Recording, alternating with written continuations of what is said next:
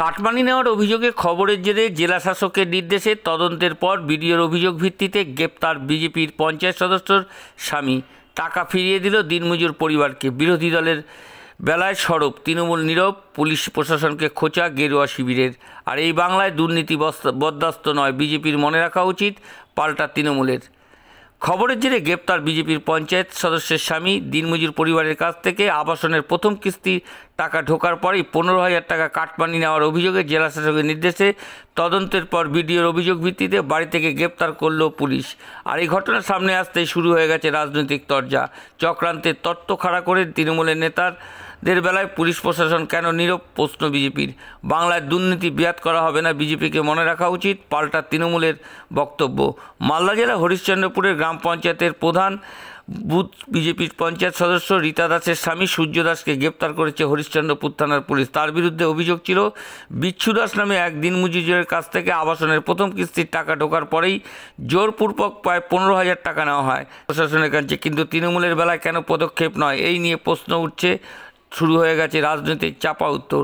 24 ঘন্টা ইন্ডিয়া টিভির প্রতিনিধি মালদা থেকে তনুজ জৈনের বিশেষ প্রতিবেদন। কমপ্লেন লজ করেছিলাম। আমাদের কাছে একটা কমপ্লেন আসে যে রীতা দাসের হাজব্যান্ড সূর্য দাস তিনি কোনো এক আবাস বেনিফিশিয়ারির কাছ থেকে 15,000 টাকা নিয়েছেন। সেই কমপ্লেনটা আসার পরে আমি জয়েন্ট বিডিও সাহেব দুজনের মিলে সেটাকে ফিজিক্যালি এনকোয়ারি করি এবং তারা বলে যে তাদের কাছ থেকে টাকা নেওয়া হয়েছে এবং পরে বলেছে যে টাকাটা তারা ফেরত দিয়েছে। যাই হোক, যেহেতু একটা অফেন্স সেজন্য আমরা থানাতে একটা কমপ্লেন লজ করি। সেই কমপ্লেনের বেসিসে শুনেছি উনি অ্যারেস্ট হয়েছে। বুঝি স্যার, টাকা ফেরত দেওয়া হয়েছে? সেটা উনি বলেছেন বিচ্ছু দাস, যার নামে বিচ্ছু দাস তিনি বলেছেন যে টাকা ফেরত দিয়েছে, কিন্তু কোনো এভিডেন্স সেরকম কিছু নেই, ছবি টবি কিছু পাইনি।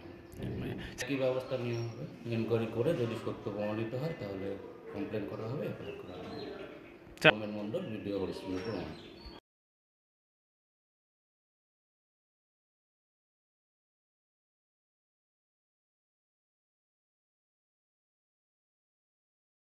এটা তো হওয়ারই ছিল, যেখানে আমাদের মাননীয় মুখ্যমন্ত্রী করা নির্দেশ যে কোনো প্রকল্পের যদি কেউ কাটমানি নেয় কাউকে রিয়াক্ট করা যাবে না। আর সেটাই হলো আমাদের রাজ্যের প্রশাসন যেভাবে সক্রিয়। এখানে বোঝা গেল যে বেনিফিশিয়ারির কাছে আমাদের এই মেম্বার, বিজেপির মেম্বার যেভাবে টাকা নিয়ে কাটমানি নিচ্ছে এবং আরও কিছু লোকের কাছে নিয়েছে। এটা তো ভাবা উচিত বিজেপির মেম্বারদেরকে এবং বিজেপির নেতাদেরকে। এটা ইউপি না, এটা গুজরাট না, এটা বিহার না, এটা বাংলা। এখানে কাটমানির কোনো কিছু চলবে না, কারণ এখানে দাঁড়িয়ে আছে মমতা বন্দ্যোপাধ্যায়, আমাদের মুখ্যমন্ত্রী। একদম পরিষ্কার বলে দিয়েছেন যেন কেউ এখানে কাটমানি যেন কেউ না নিতে পারে, সেটাই আইন অনুযায়ী কাজ করছে, প্রশাসন নিজের কাজ করেছে। এই বাংলায় কোনো দুর্নীতি, কোনো কাটমানি কেউ রেয়াত পাবে না। এটা তো প্রমাণও হয়ে গেল যে বিজেপির পঞ্চায়েতের মেম্বার টাকা নিয়েছিল সে টাকা ঘুরিয়েও দিয়েছে। এখানে প্রমাণ হয়ে গেল যে সে টাকা নিয়েছিল।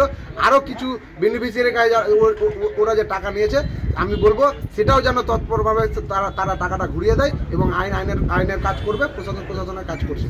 আমি সাহেব দাস, ব্লক 1 হরিশ্চন্দ্রপুর আইনটিভিসির সভাপতি। সূর্যদা কি কারণে গ্রেপ্তার করেছে? কাটমানি লিডেই করতাম, তাহলে মোটরসাইকেল নিয়ে সবার সঙ্গে ঘুরতে। কেউ ফাঁসিয়েছে আপনাকে? কে ফাঁসিয়েছে? তাহলে ফাঁসাইছে বলা যাবে না কে ফাঁসাইছে, ভিতরে কে আছে আমি ঠিক আছে। তৃণমূল ছাড়া কে হবে? আমি যখন বিজেপি হলাম তো তৃণমূল ছাড়া হবে কি না? বিজেপি যখন আমি পার্টি থেকে দাঁড়াইছিলাম তখন থেকে দুশ্মনী আছে। বিজেপি হয়ে জিতে নিল, আমরা হেরে গেলাম, পিছনে লেগে আছে।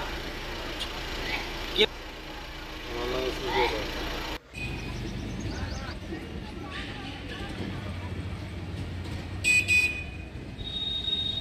আমি শুনলাম যে আমাদের বিজেপির পঞ্চায়েতের সদস্য আছে, তার স্বামীকে পুলিশ অ্যারেস্ট করেছে। আজকে এই কাটমানি পশ্চিমবাংলায় তৃণমূল ছাড়া কেউ করে না।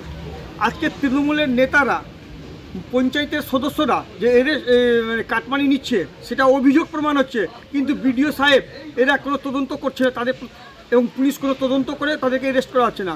আজকে বিজেপির কি একটা হয়েছে তার জন্য এত লাফান। কিন্তু আমরা তো বলেছি আইন নিজের পথে চলবে, কিন্তু এই আইনটা তৃণমূলের পক্ষে কেন হচ্ছে না? আজকে তৃণমূলের যারা মেম্বাররা চুরি করেছে, ওই ডুপ্লিকেট সার্টিফিকেট করেছে, সবই কিছু করেছে, সব প্রমাণ হয়ে গেছে, কিন্তু তাদের এগেইনস্টে কেন পুলিশ ব্যবস্থা নিচ্ছে না? আর এটা বিজেপি কি করলো, ওর সদস্যর স্বামী নাকি টাকা তুলেছে তার জন্য ওই অ্যারেস্ট। কিন্তু এখানে প্রমাণ হয়েছে তৃণমূলের মেম্বাররা চুরি করেছে, ডুপ্লিকেট সব কিছু কাজ করেছে, তাহলে পুলিশ তাদেরকে অ্যারেস্ট করছে না। এখানে বোঝা যাচ্ছে শাসক দলের পরিচালনায় প্রশাসনটা চলছে এখানে। আজকে যে শাসক দল যেভাবে বলছে প্রশাসনকে, বিডিওকে এবং আইসি সাহেবকে, সেভাবে তারা চলছে। এতে তো বলার নতুন কোনো কিছু নাই। সূর্যদাস টাকা ঘুরিয়ে দিয়েছে মেম্বারের স্বামী, প্রমাণ হয়ে গেছে যে টাকা নিয়েছে, কি বলবেন? এখানে আমরা আগেই বলেছি আমরা কোনো দুর্নীতির সঙ্গে সাপোর্ট করব না। আজকে আমরা বলছি যদি ওই অন্যায় করে থাকে, টাকা যদি ফেরত দিয়ে থাকে খুব ভালো ব্যাপার, কিন্তু তার জন্য একটা আইনের ব্যবস্থা হবে। কিন্তু এটা শুধু বিজেপির জন্য কেন, তৃণমূলের জন্য কেন হচ্ছে না? আজকে তৃণমূলের যেগুলো অভিযোগ হয়ে গেছে বিডিও সাহেবের কাছে লিখিতভাবে, কিন্তু বিডিও সাহেব তার জন্য আইসি সাহেবকে কেন পাঠাচ্ছে না ওদেরকে অ্যারেস্ট করার জন্য? আমি বলছি আইন তো সবার জন্য সমান পশ্চিমবাংলায়, কিন্তু এক পক্ষের জন্য বিজেপির জন্য হবে, টিএমসির জন্য হবে না, এটা কেন? আমরা বলছি প্রশাসন সক্রিয় হিসাবে রাজনীতির ঊর্ধ্বে বেরিয়ে নিরপেক্ষ তদন্ত করুক। যদি বিজেপির কোনো আপনারা দেখছেন 24 ঘন্টা ইন্ডিয়া টিভি, সর্বদা সবার পাশে সবার মাঝে। আজ এ পর্যন্ত। সঙ্গে রাখুন 24 ঘন্টা ইন্ডিয়া টিভি, দেখতে থাকুন সব জেলার সব খবর সবার আগে 24 ঘন্টা ইন্ডিয়া টিভির পর্দায়। নমস্কার।